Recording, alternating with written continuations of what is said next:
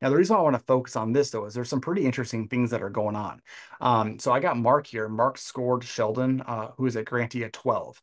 Judge Judy scored it a 31. So a couple things come into play. My first question is going to be, okay, well, did Mark just really score this low because it was a poorly written grant application? Or maybe Mark never gives higher than like a 15. He just is a more strict or stringent judge. If that is the case, getting a 12 isn't a bad thing. In fact, it's actually quite good. However, using traditional judging and selection methodology, that means that this applicant is always going to be lower in the ranking tools. This is the difference between changing somebody's life, right? I want to reiterate that.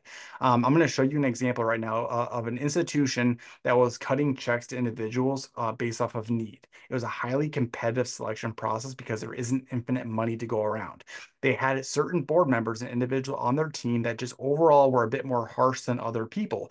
And because of that, there were highly deserving applicants that went unfunded. Again, hopefully the passion can come across because these are real problems. So what do we do? Number one is you have to be able to identify it. And then number two, you have to be able to address it. So kind of jumping back into my slides here, I gave some examples here. I'm not going to do it again because I literally just kind of talked about that. You know, got two judges, Robert and Barbara. Robert just on average scores lower than Barbara.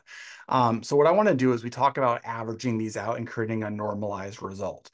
So to help you visualize that, and again, I'll send this out so you can read through it on your own time, is we have these pretty cool, normalization reports that looks something like this. And I'm going to jump ahead to what you really care about. But basically what happens here is it shows you on a per applicant basis. And to be very clear, this is that example I talked about. This is real data that has been redacted where you have individuals that went unfunded who are highly deserving. But what happens, you have each individual applicant, and it'll show us on a per evaluation question, per judge basis, how they were being scored. What you really care about, though, is this green section.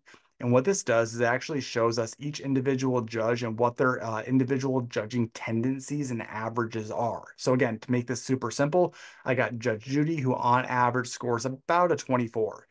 I've also got Tony over here, who on average scores a 34. So if you were to use totals or averages, literally anybody that was evaluated by Judge Judy will not receive funding. That is problematic.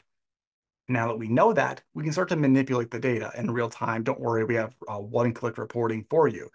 But what happens now is instead of getting a 24 from Judge Judy, you now are a 1 because 24 is average, so 1 indicates average. Anybody that Judge Judy scores higher than 24, so for example, 27, is now a 1.13, right? It's 0.13 times higher than average. Conversely, anybody that she scores lower than her individual average is now like a 0.96. So now that we've been able to identify each individual judge's averages, we can then compare their average against other judges. So again, getting a 1 is, for that other example, if a judge never gives higher than a 15, that's now a 1.15, right? So you get this new results. And this is, again, how this client justifies their selection. You've got Bruce now. Bruce is your highest rated applicant with a score of 1.15. That means on average, amongst all of the judges, he scores 1.15 times higher than average, whereas Elon is almost 2/10 of a point lower than average.